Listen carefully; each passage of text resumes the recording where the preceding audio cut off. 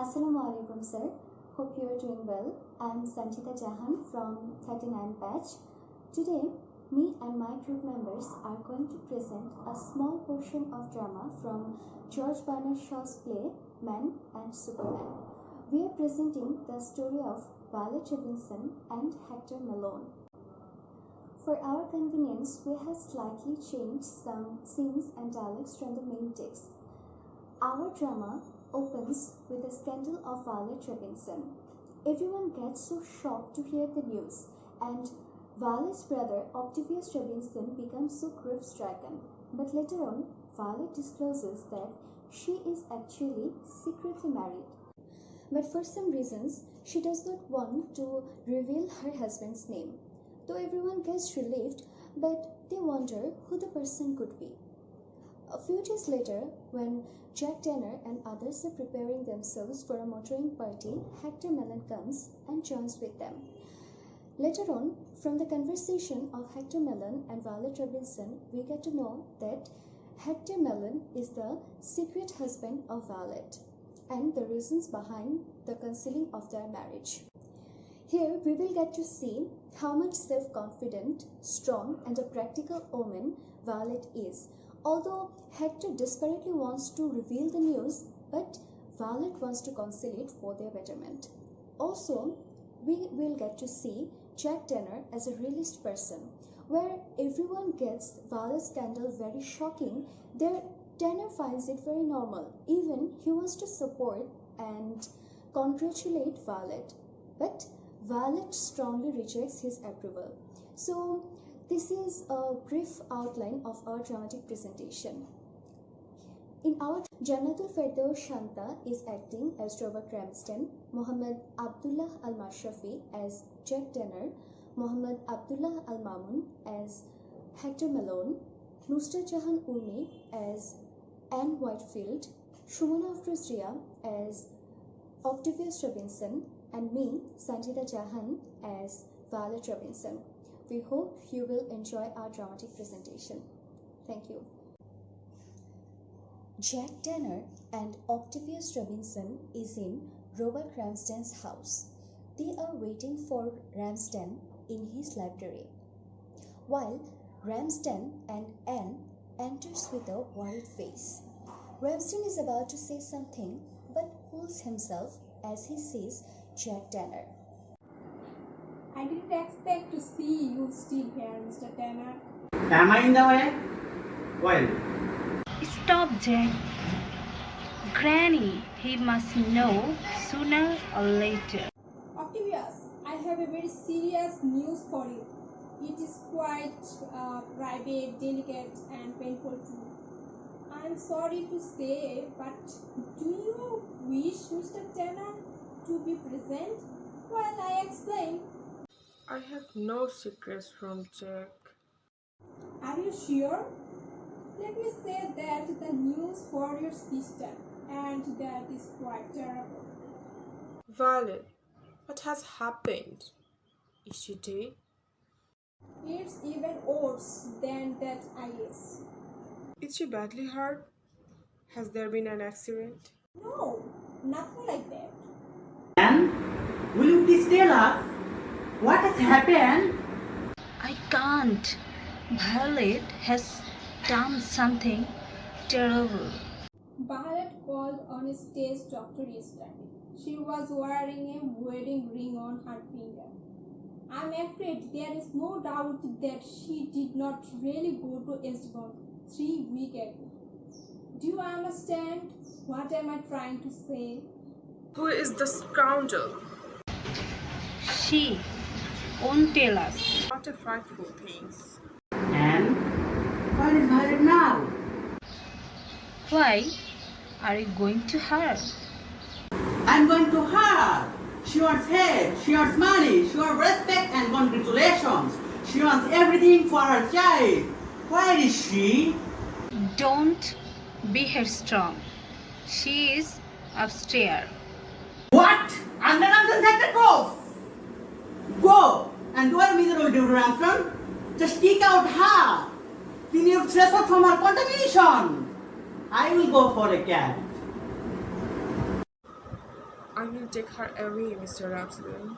She had no right to come to your house. But I'm only too anxious to help her. How dare you? Sir, you kept such a monstrous intention to me. I protest against it. It's alright. Then so it's agreed that we all stand by Violet. But who is the man? He can make preparation by marrying her, and he shall answer for it to me. He shall active us. There, you speak like a man. Then you don't think he's a scoundrel after all? Not a scoundrel. He is heartless a scoundrel. So we are married to your sister to a damn scoundrel boy to reform her character. Oh my god! I think all you are mad! Don't be absurd, Jack. Of course, you are quite right. But Debbie, we don't know who he is. I think you should talk to her. How can I speak to her about such a thing? Don't break down, Ricky. Try to bear it for all our sakes. Violet appears at the door and everybody turns to her. So come in, Violet, and talk to us sensibly. No, thank you. I have had quite enough of the family conversation this morning and have found out what some of my pretended friends are worried. So goodbye. No, I have something to say. I'm altogether on your side in this matter. I congratulate you. I think you are entirely right, and your family is entirely wrong. Everybody gets too shocked to hear terror. Violet becomes more surprised than any of the others. She comes forward both puzzled and displeased. Octavius alone does not move or raise his head. He is too overwhelmed with shame. Jack, Who told you? Why? Branson and Debbie, of course. But they don't know. Don't know what? They don't know that I'm in the right. They know it by their heart. Don't they blame you by their silly superstition about morality? But I know that you are totally right. Oh, stop. You think me a wicked woman like the rest? But I won't bear such a horrible insult as to be complimented by you. I don't need your approval. I have kept my marriage a secret for my husband's sake. But now, I claim my right as a married woman, not to be insulted. You are married? Yes. And I thought you might have guessed it. What business had you all to take it for granted that I have no right to wear my wedding ring? Not one of you even asked me. I cannot forget that. I am utterly crushed. I'm in oil. I apologize. I hope you'll be more careful in future about the things you say. Of course, no one does not take them seriously, but they are very disagreeable and rather in bad taste. I have no defense. Please forgive us. All I can say is that we are extremely sorry, Violet. I am shocked to think of how we have treated you.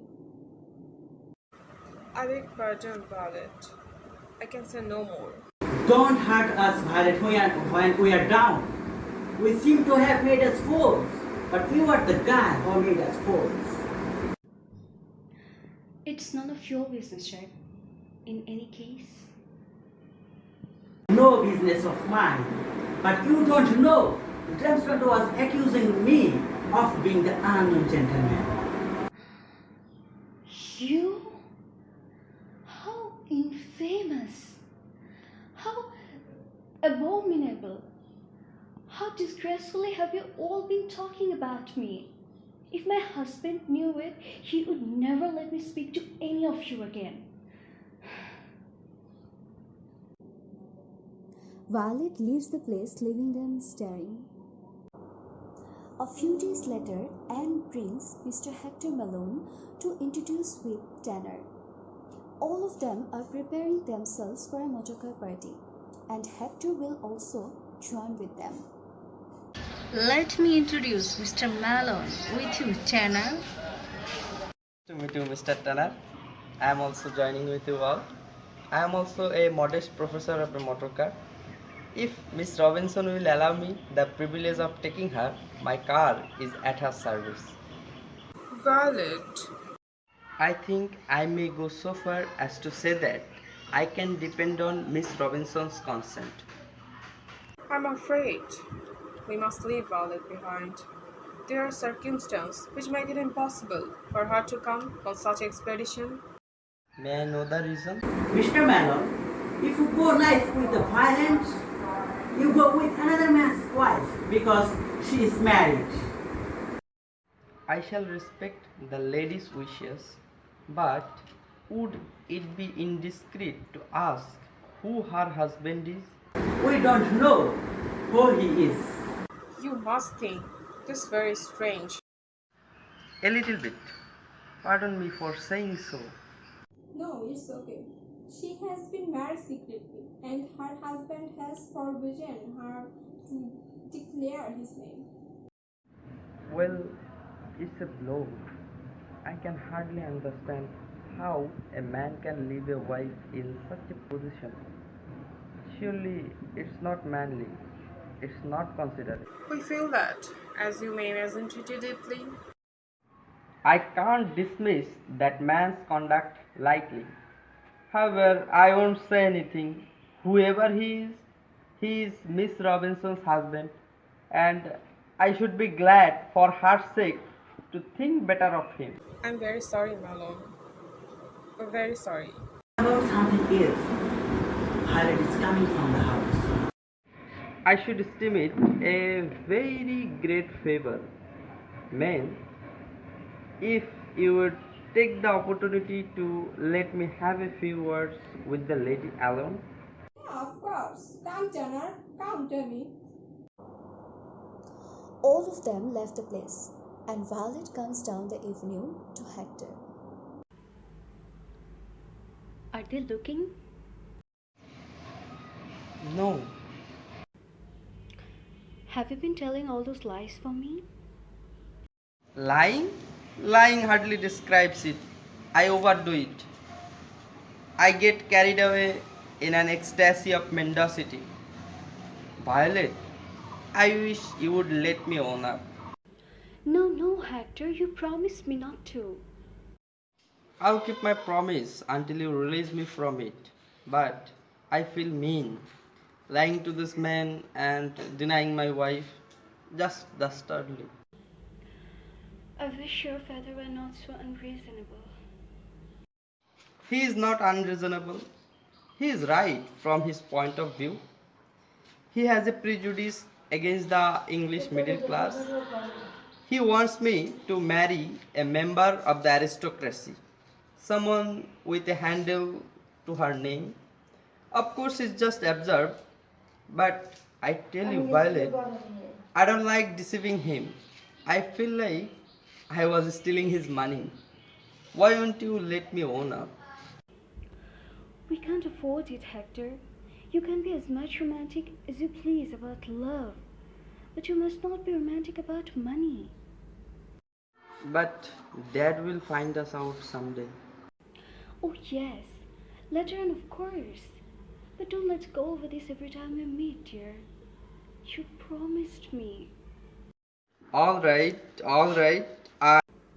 It is I and not you who is suffering by this concealment. And as to facing a struggle and poverty and all that sort of things, I simply will not do it. It's too silly. You shall not. I'll sort of borrow the money from my dad until I get on my own feet, and then I can own up and pay up at the same time. Do you mean to work? Do you want to spoil our marriage? Well, I don't mean to let marriage spoil my character.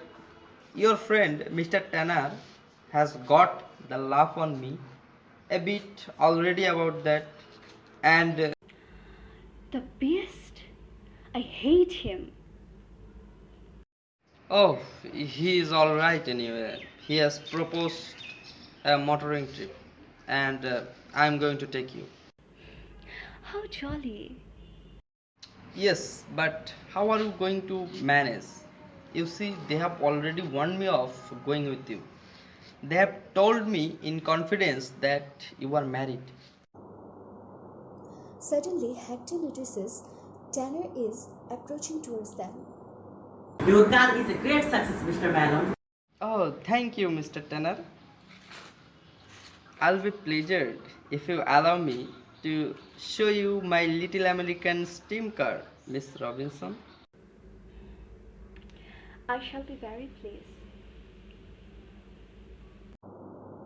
They go off together down the avenue and joins the motoring party.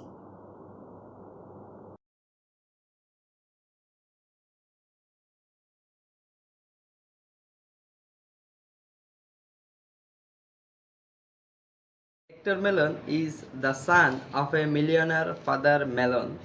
He has married Violet Robinson in secret, while his father wanted him to marry a British woman with a title. Unlike his wife, he is romantic rather than practical. He values notions of honor so deeply that he becomes comical. He insists unrealistically that he will become financially independent on his own for the sake of marrying Violet. Shaw does not take him seriously. He is the only native born American in the play. Mellon's vices, to a degree, implicates all of his countrymen and his culture more broadly. Anne Whitefield, heroine of the Man and Superman play.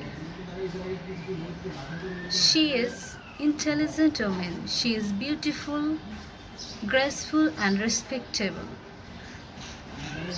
She wears black dress. Most of the play's character fascinated by her, except Tanner, who considered by a liar. Most important purpose in her life to find right father for her children. So she purpose in life is to marry Tanner, who refuses her first but accepts it.